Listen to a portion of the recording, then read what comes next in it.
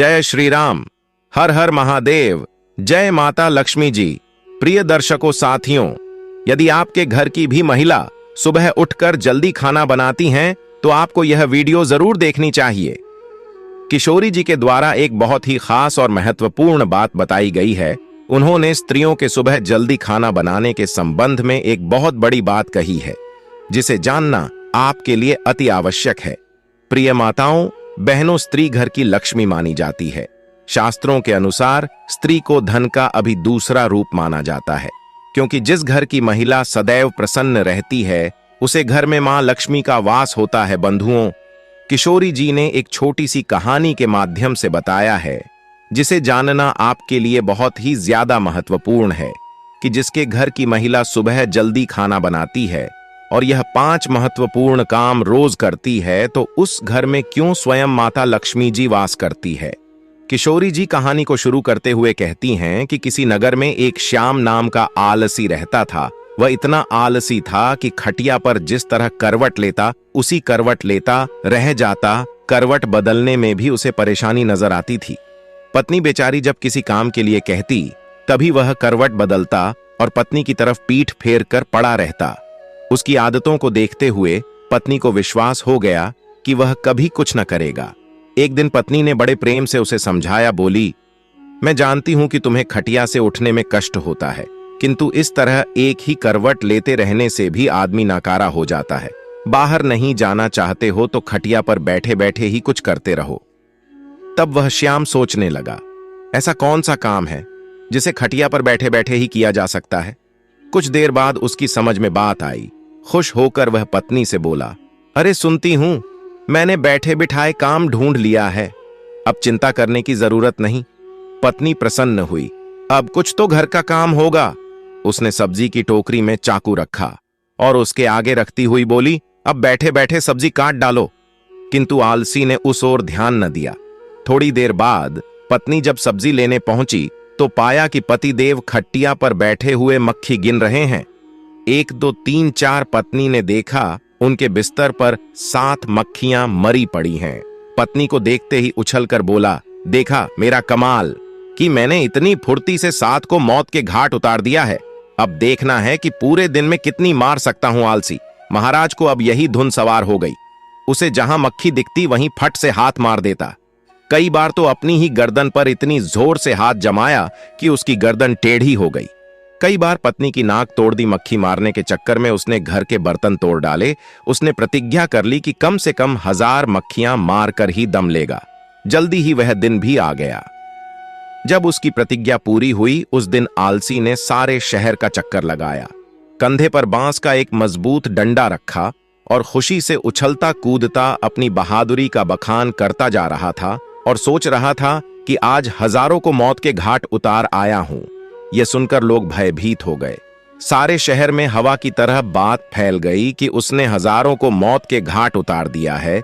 लोगों ने उसका नाम हजार मारी रख दिया।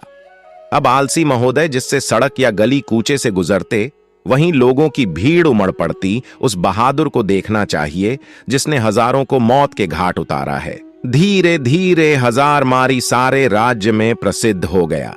कुछ दिनों बाद उस राज्य पर एक दूसरे राजा ने अचानक हमला बोल दिया। राजा के पास उस समय कोई अच्छा सेनापति नहीं था।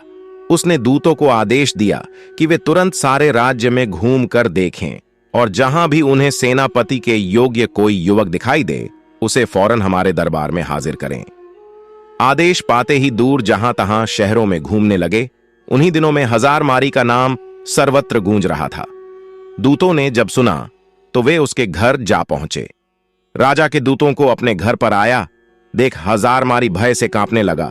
वह घर के अंदर एक अंधेरे कोने में दुबक कर बैठ गया। पत्नी से बातचीत होने पर मालूम हुआ कि राजा 1000 ऐसे बहादुर को अपना सेनापति बनाना चाहते हैं, इसलिए तुम उसे जल्दी हमारे साथ भेज दो। पत्नी को लगा जैसे वह कोई सपना देख रही है। अपने पति की असलियत को वह जानती थी। सोचने लगी, काश ऐसा हो सकता। किसी तरह राजा के दूत 1000 मारी को अपने साथ लेकर राजा के दरबार में पहुंचे। उस लंबे तगड़े नौजवान को जब राजा ने अपने सामने खड़ा पाया तो मन ही मन प्रसन्न हुआ और पूछा, तुम्हारा ही नाम 1000 मारी है? आलसी बोला, जी हुजूर, मुझे ही हजारमारी कहते हैं। राजा बोला, तुम्हारी बहादुरी के चर्चे हमने सुने हैं। हम चाहते हैं कि शत्रु के साथ हो रहे युद्ध में तुम हमारी सेना का संचालन करो। कांपते हुए हजारमारी ने राजा की आज्ञा को स्वीकार किया और इस बात की सूचना देने के लिए घोड़े पर सवार हो पत्नी के पास पहुंचा। और यह सुनकर पत्नी की खुशी का ठिकाना न रहा। उसने सोचा, हजारमारी सेना तो बन गया, पर शत्रु की सेना का मुकाबला वह कैसे करेगा? कहीं यह डरपोक आदमी युद्ध के मैदान में घोड़े से उतरकर भाग आया तो राजा इसे जीवित न छोड़ेंगे। उसने एक मजबूत रस्सी से हजारमारी को घोड़े से बांधना शुरू किया। हजारमारी ने पूछा, यह क्या कर रही हो? हजारे की पत्नी ने जवाब दिया कि मैं आपको घोड़े के साथ बांध रही हूं। स्वामी हजारी ने पूछा कि ऐसा किस लिए? पत्नी ने जवाब दिया, इसलिए आपको घोड़े से बांध रही हूं कि कहीं आप लड़ाई के लिए उतावले होकर घोड़े से कूद पड़े और पैदल ही न लड़ने लगे। वापस लौटने पर भरे दरबार में जब लोगों ने हजारमारी को घोड़े से बंधा हुआ पाया तो उनका उत्साह और भी बढ़ गया। ऐसा वीर सेनापति दूसरा कौन हो सकता है? तब सेना युद्ध के लिए तैयार थी। राजा की आज्ञा पाते ही हजारमारी के नेतृत्व में वे युद्ध भूमि की ओर चल पड़े। शत्रु की सेना को जब मालूम हुआ कि एक बड़ी फौज के साथ हजारमारी मुकाबला करने चल पड़ा है तो उनके योद्धाओं का धैर्य टूट गया। उन्होंने सुना था कि हजारमारी अकेला ही हजारे को मार गिराता है। यह नाम सुनते ही बड़े बड़े योद्धाओं के होश उड़ गए। उन्हें साक्षात अपनी मृत्यु नजर आने लगी। हजारमारी की सेना का उत्साह आसमान को छू रहा था। मैदान में पहुंचते ही वे शत्रु की सेना पर टूट पड़े। दोनों सेनाओं के बीच घमासान युद्ध होते देख हजारमारी ने अपने घोड़े के साथ बांसुओं के घने जंगल में जा छिपा, किंतु उसकी सेना ने शत्रुओं को दम न लेने दिया। वह शत्रु का मुकाबला करती हुई उसे खदेड़ ले गई और अपने राज्य से निकाल बाहर किया। शत्रु पर विजय पाने के बाद अपने सेनापति की जयकार करते हुए जब सैनिक वापस लौटने लगे तो हजारमारी भी बसों के जंगल से निकलकर उनके बीच आ शामिल हुआ। वापस लौटने के बाद नगर में धूमधाम से विजय उत्सव मनाया गया। हजारमारी की वीरता पर राजा प्रसन्न हो उठे। मेरे बहादुर सेनापति, हमें तुम पर गर्व है। तुम्हारी अद्वितीय वीरता के कारण हमें विजय प्राप्त हुई है। इसके पुरस्कार स्वरूप हम तुम्हें 1000 स्वर्ण मुद्राएं देते हैं। साथ ही हमेशा के लिए तुम्हें प्रधान सेनापति नियुक्त किया जाता है। घोषणा सुनकर हजारमारी बहुत प्रसन्न हुआ और मन ही मन अपने भाग्य को सराहने लगा। उसके बाद राजा ने पूछा कि बहादुर सेनापति हजारमारी जी, आप हमें यह बताइए कि आप इतना बहादुर भरा काम इतनी आसानी से कैसे कर लिया? तब हजारमारी ने बड़े ही गर्व के साथ जवाब देते हुए बोला कि हे राजन, ये जो कुछ भी हुआ है यह सब मेरी समझदार और बहादुर पत्नी की वजह से हुआ है। इसमें एक बहुत ही गुप्त राज छिपा हुआ है जिसे मैं आपको अकेले में राजमहल से बाहर अपने घर जाने के बाद ही बताना चाहूंगा।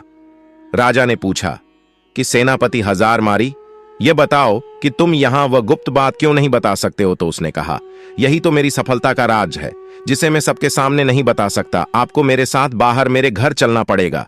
तब राजा ने कहा, ठीक है, मैं तुम्हारे साथ राजमहल से बाहर तुम्हारे घर जाने के लिए तैयार हूं। तब राजा और सेनापति दोनों एक साथ राजमहल से सेनापति के घर गए। जब वह घर पहुंचे तो उन्होंने देखा कि सेनापति हजारमारी की पत्नी अपने घर में बैठी बड़ी बेसब्री से अपने पति की इंतजार कर रही थी। जैसे ही हजारमारी की पत्नी ने सुबह सुबह अपने पति और राजा साहब को अपने घर पर आते देखा, वह तुरंत उठी और राजा साहब के सम्मान के लिए उपयुक्त व्यवस्था करने में जुट गई।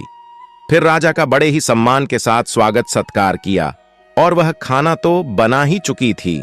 तभी उसने राजा साहब को खाने के लिए भी चौकी सजा दी और राजा साहब को अच्छे से सुबह सुबह ही खाना खिला दिया। तब फिर हजारमारी बोला, अब तो आपने देखा ही होगा और समझ भी गए होंगे कि मेरी जीत का असली राज क्या है। मतलब कि है महाराज, जैसा कि हम सभी को पता है कि जिस घर की महिला सुबह प्रातःकाल ब्रह्म मुहूर्त में उठ जाती है उसके घर में कभी भी लक्ष्मी की कमी नहीं होती है और उसके यहाँ लक्ष्मी का वास होता है।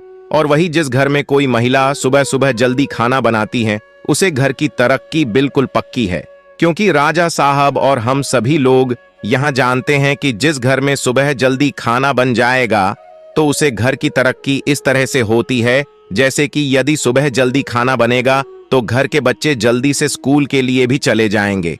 और यदि कोई व्यक्ति कहीं ऑफिस में काम करता है या फिर किसी को कोई जरूरी काम है, तो वह घर से कभी भी खाली पेट नहीं जाएगा।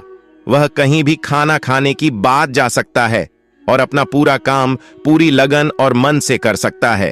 तो सुबह सुबह जो भी स्त्री जल्दी खाना बना लेती है, उसके घर में तरक्की होना बिल्कुल तय है। हजारमारी ने फिर राजा साहब से जो भी उसके जीवन में अपनी पत्नी के प्रति सहायता की बातें जितनी भी थीं और वह युद्ध में किस प्रकार से जीता था, यह सब राजा साहब को पूरी कहानी बता देता है। तब राजा साहब यह सब जानने के बाद कहते हैं, आपने बिल्कुल सही कहा सेनापति जी। जिस घर की महिला सुबह जल्दी ब्रह्मा मुहूर्त में उठकर के सारे घर के कार्य कर लेगी और सुबह जल्दी खाना बना लेगी, उसे घर की तरक्की तो बिल्कुल तय है। उसके बाद राजा साहब ने हजारमारी की पत्नी को ढेर सारी अशर्फियां और जवाहर से सम्मानित किया। तो प्रिय दर्शकों, आपको यह अच्छी तरह से समझ में आ गया होगा कि किसी भी घर की तरक्की के लिए महिला का योगदान सर्वोपरि होता है। और किसी ने कहा भी है कि किसी भी कामयाब व्यक्ति के पीछे किसी महिला का हाथ जरूर होता है, और घर की महिला यदि चाहें तो घर को स्वर्ग बन सकती है। तो आशा करते हैं ये वीडियो आपको अच्छी लगी होगी। यदि वीडियो अच्छी लगी है तो इस वीडियो को लाइक और चैनल को जरूर सब्सक्राइब कर लीजिएगा। जय माता लक्ष्मी, जय सीताराम। स्वस्थ रहें, सुरक्षित रहें। धन्यवाद।